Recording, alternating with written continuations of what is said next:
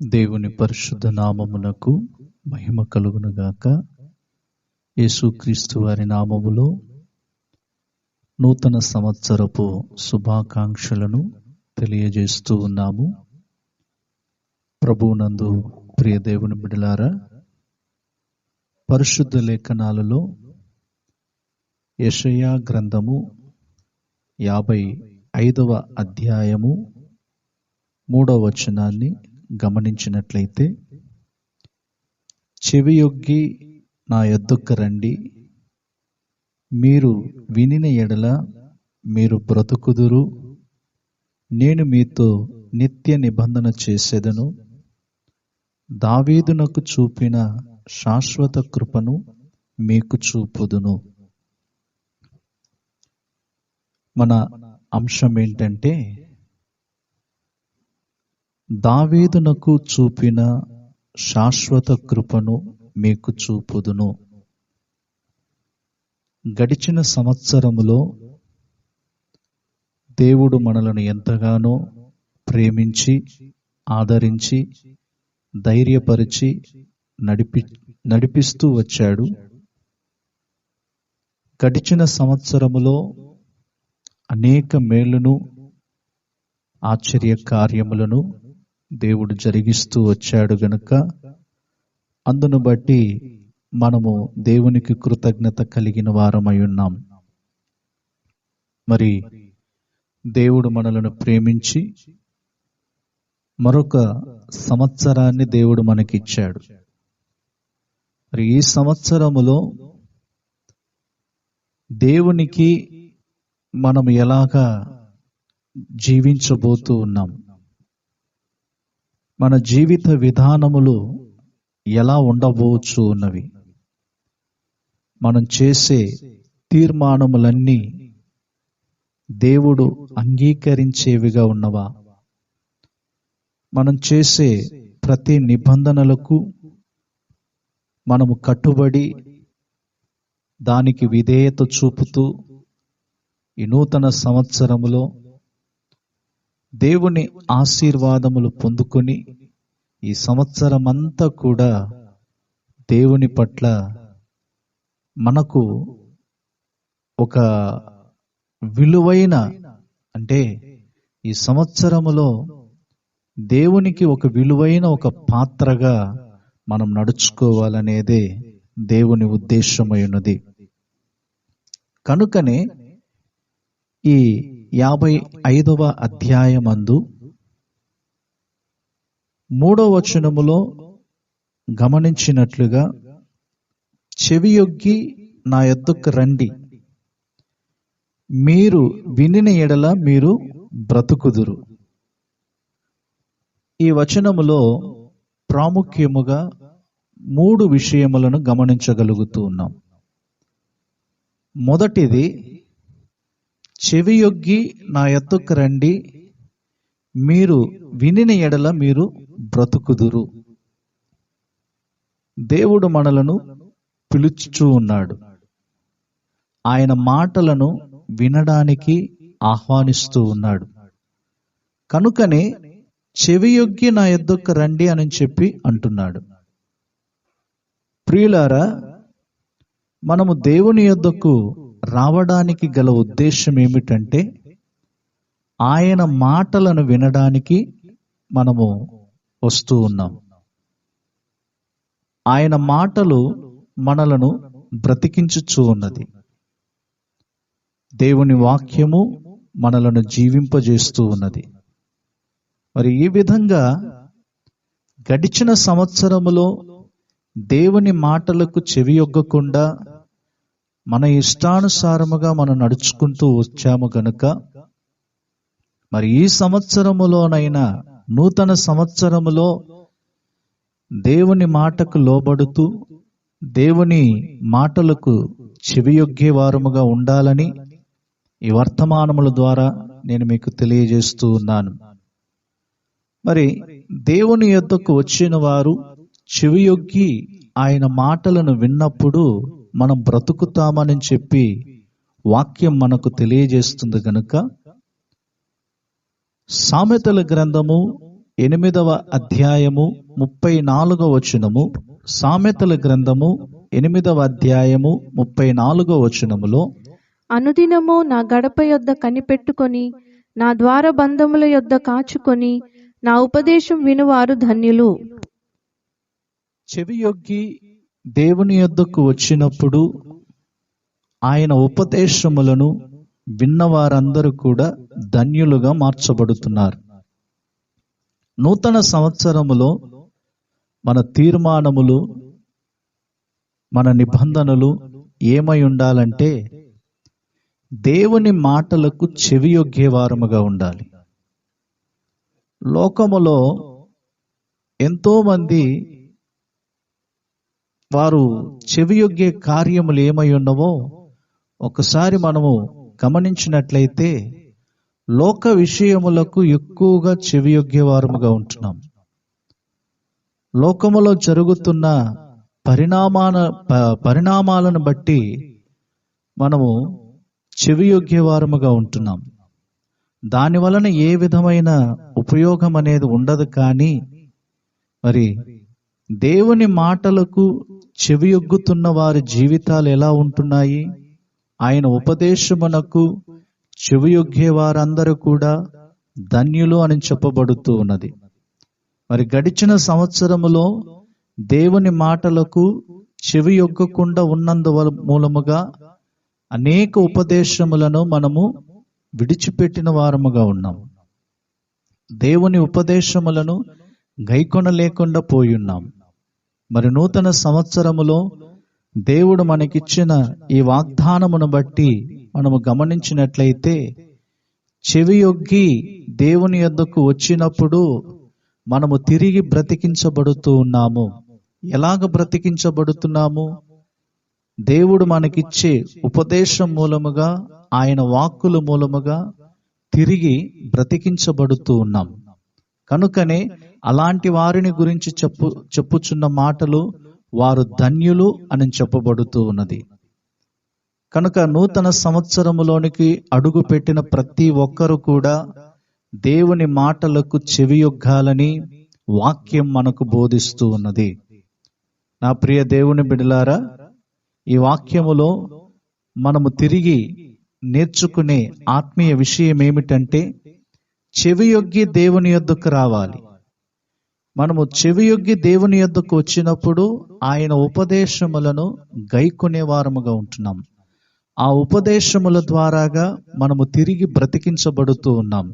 ఆ ఉపదేశములను వినగా వినగా మనము ధన్యులంగా మార్చబడుతూ ఉన్నాము. కనుకనే సామెతల గ్రంథం 15వ అధ్యాయము 31వ వచనములో గమనిస్తూ ఉన్నప్పుడు, జీవార్థమైన ఉపదేశమును అంగీకరించువానికి జ్ఞానుల సహవాసము లభించును.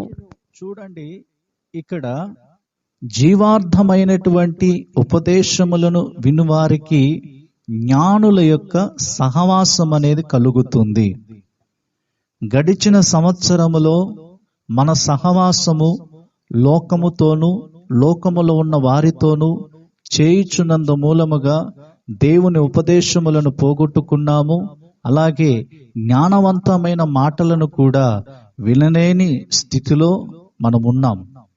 అయితే దేవుడు తన యొక్క మహా కనికరమును బట్టి, తన కృపను బట్టి, దేవుడు మన యందు చూపుతున్న ఆ దయను బట్టి మరొక సంవత్సరాన్ని దేవుడు మనకు ఉచితముగా ఇచ్చాడు గనుక, ఈ సంవత్సరములోనైనా దేవుని ఉపదేశములను గైకొని నడుచుకుంటూ ఉన్నట్లయితే జ్ఞానులతో మనము సహవాసము చేసేవారముగా ఉంటున్నాం. జ్ఞానుల యొక్క సహవాసం అనేది చాలా విలువైనది. మరి జ్ఞానులతో ఉన్న సహవాసము మనము ఎప్పుడైతే కలిగి ఉంటామో మనము తిరిగి బ్రతికించబడుతూ ఉన్నాము. కనుకనే ఇక్కడ చెప్పబడిన మాటలలో, చెవియొగ్గి నా యొద్దకు రండి, మీరు వినిన ఎడల మీరు బ్రతుకుదురు, నేను మీతో నిత్య నిబంధన చేసేదను అని అంటున్నాడు. మనము తిరిగి బ్రతికించబడడానికి జ్ఞానుల యొక్క సహవాసం అనేది చాలా అవసరమైనది. మరి జ్ఞానవంతమైన కార్యములను మనం నేర్చుకునే వారముగా ఉండాలి. జ్ఞానవంతమైనటువంటి క్రియలను చేసేవారముగా ఉండాలి. మరి గడిచిన సంవత్సరములో జ్ఞానహీనముగాను బుద్ధిహీనముగాను తెలివి లేని వారముగా బ్రతుకుచున్నందు మూలముగా అనేక విధములుగా ప్రతికూల పరిస్థితులు మనకు ఎదురయ్యి దేవుని నుండి దూరం అయిపోయిన సందర్భాలు ఎన్నో మన జీవితంలో ఎదురయ్యాయి. మరి ఈ నూతన సంవత్సరములో మనము చెవియొగ్గి దేవుని మాటకు మనం లోబడినట్లయితే, ఆయన ఉపదేశములను మనం వినడానికి ప్రయాసపడినట్లయితే, ఆ ఉపదేశముల ద్వారాగా మనం బ్రతికించబడుతున్నాము. అలాగే జ్ఞానవంతుల యొక్క సహవాసం అనేది కూడా మనకు కలుగు చేయబడుతూ ఉన్నది. ప్రసంగి 5వ అధ్యాయము 1వ వచనములో గమనించుచూ ఉన్నప్పుడు, నీవు దేవుని మందిరమునకు పోవునప్పుడు నీ ప్రవర్తన జాగ్రత్తగా చూచుకొనుము. బుద్ధిహీనులు అర్పించునట్లుగా బలి అర్పించుట కంటే సమీపించి ఆలకించుట శ్రేష్టము. బుద్ధిహీనులు బలులను అర్పించుట కంటే జ్ఞానవంతుల యొక్క బలులు శ్రేష్టమని చెప్పబడుతూ ఉన్నది.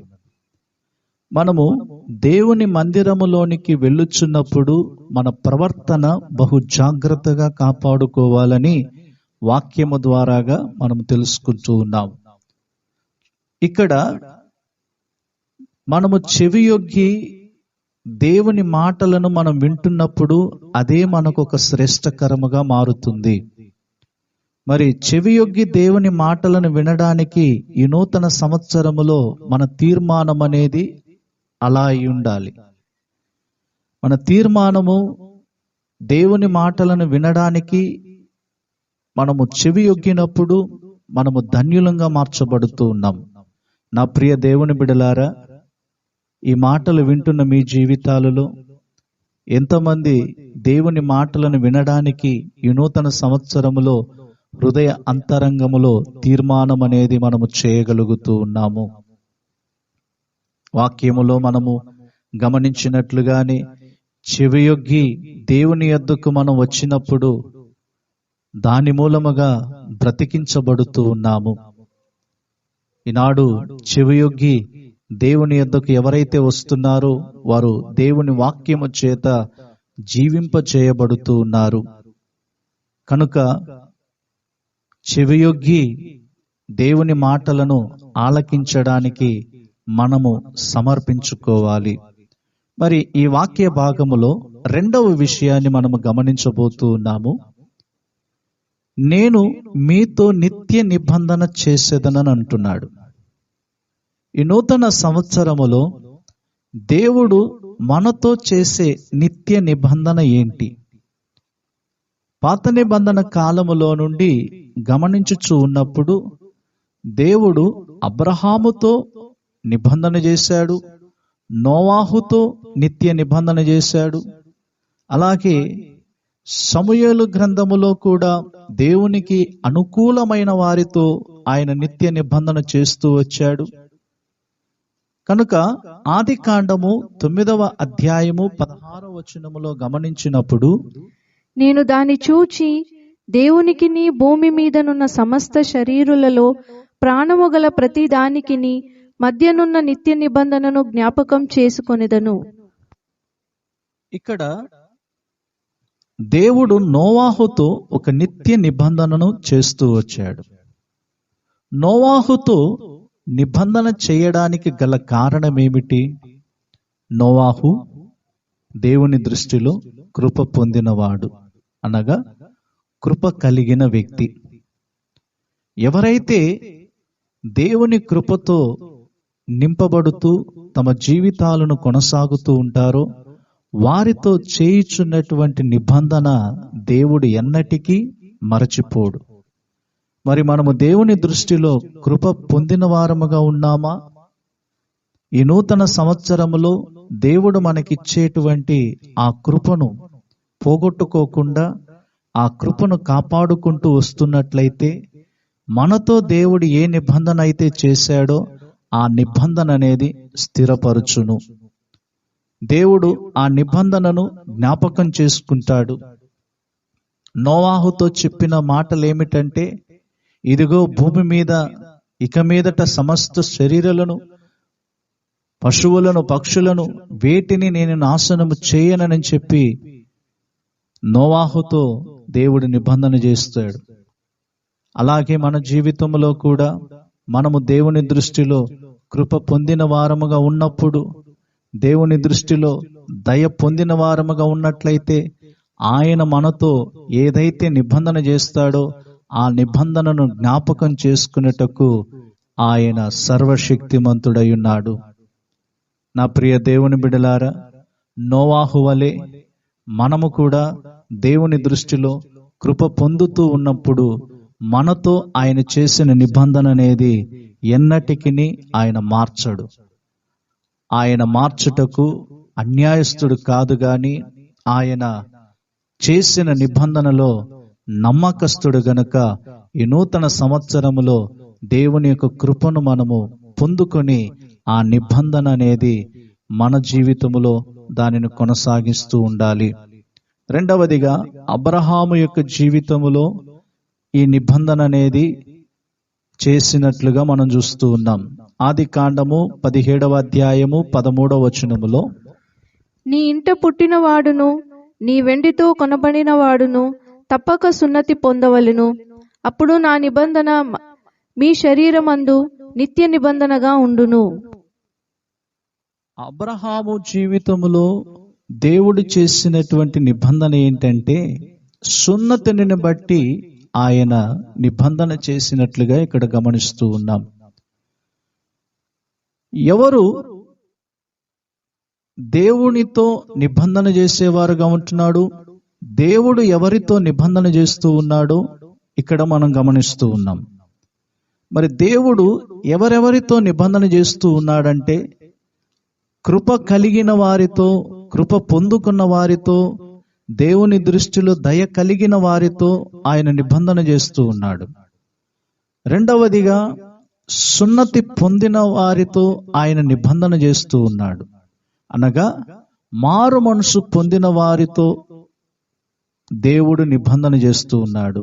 ఆ నిత్య నిబంధన అనేది దేవుడు వారితో చేస్తూ ఉన్నాడు. మరి నా ప్రియ దేవుని బిడ్డలారా, మనలో ఒక మారు మనసు కలిగి ఉండాలి. గడిచిన సంవత్సరములో మనం మారు మనసు లేకుండా అలాగే కొనసాగుతూ ఈ నూతన సంవత్సరములో ఏదో అడుగు పెట్టామని చెప్పి సంతోషించేది కాదు గాని, గడిచిన సంవత్సరములో మనం ఏదైతే చేశామో ఈ నూతన సంవత్సరములో వాటిని విడిచిపెట్టి ఒక మారు మనసు కలిగి మనము దేవునితో కూడా ఐక్యత కలిగి జీవించాలనేదే దేవుని ఉద్దేశమై ఉన్నది. మరి ఈ నూతన సంవత్సరములో మనం చేసే ప్రతి తీర్మానములో కూడా ఒక గొప్ప మారు మనసు కలిగి ఉండాలి. మన జీవితాలలో ఏవైతే విడిచిపెట్టవలసిన కార్యములు ఏవైతే ఉన్నవో వాటిని విడిచిపెట్టాలి. అలాగే నూతనముగా మనము తీర్మానం చేసిన కార్యములు ఈ నూతన సంవత్సరములో ప్రారంభించినది మొదలుకొని ముగించేంత వరకు కూడా ఆ తీర్మానములో నమ్మకంగా ఉండాలి. మరి దేవుని బిడ్డలు ఆ విధంగా ఉన్నప్పుడే దేవుడు వారితో కూడా నిత్య నిబంధన చేస్తాడు.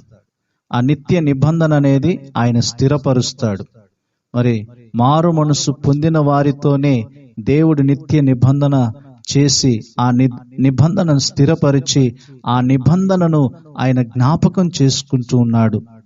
కనుక 2 సమూయేలు గ్రంథము 23వ అధ్యాయము 5వ వచనములో మనం గమనించినప్పుడు, నా సంతతి వారు దేవుని దృష్టికి అనుకూలులే గదా.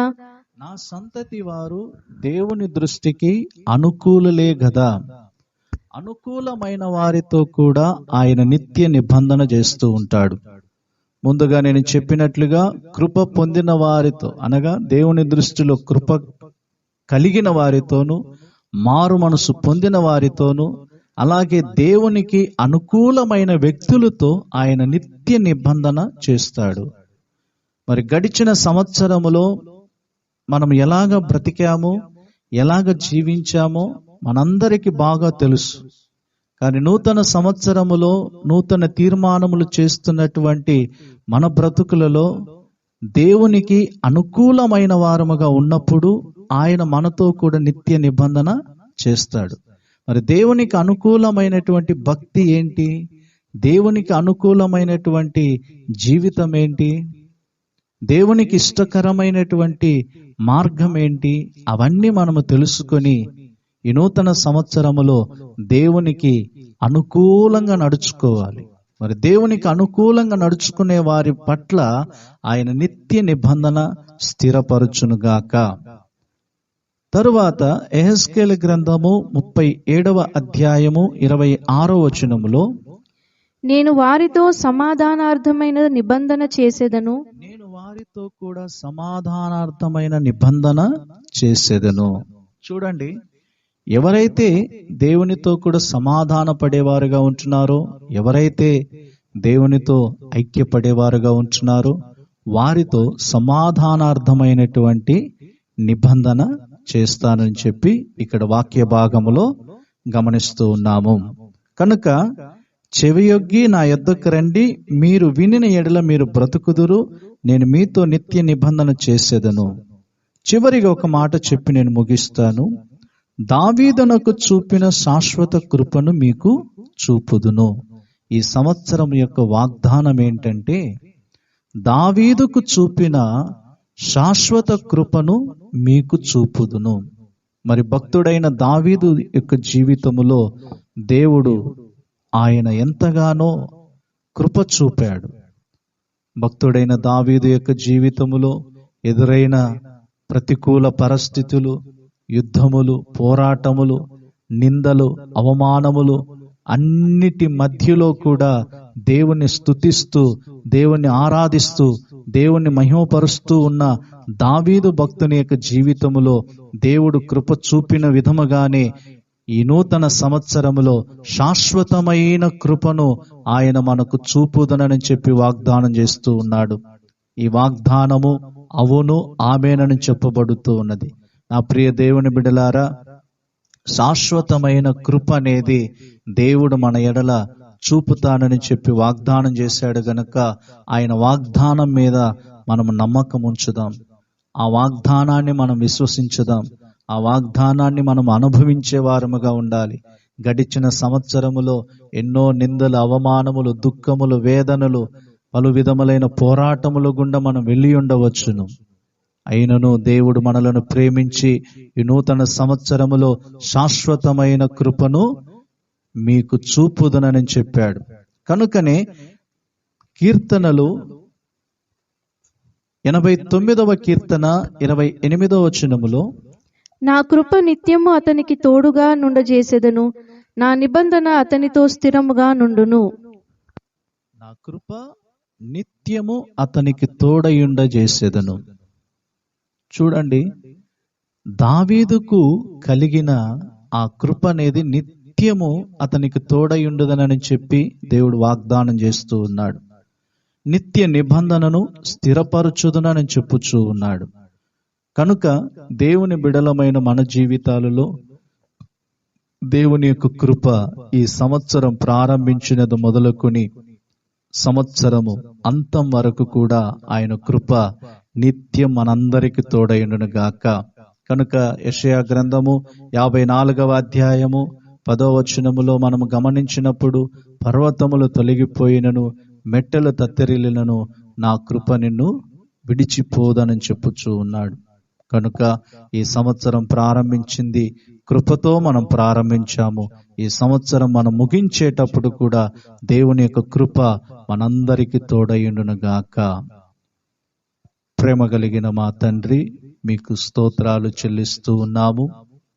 ఈ సమయములో ప్రభువా, ఈ నూతన సంవత్సరములోనికి మమ్మలను ప్రవేశపెట్టినందుకు స్తోత్రాలు.